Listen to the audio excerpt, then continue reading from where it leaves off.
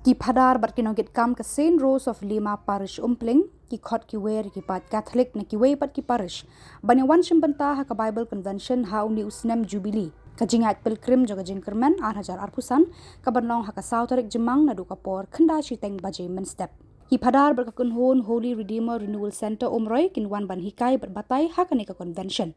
kin don ru ki jing duai penkhia bakerpang naga benta ki bapang basitom ki bakhia ki jing mujing perkhan bat ki baleng a pisa ka mensem hala ka jong ka jing shem bat jing yakundu ha ka jing em jongki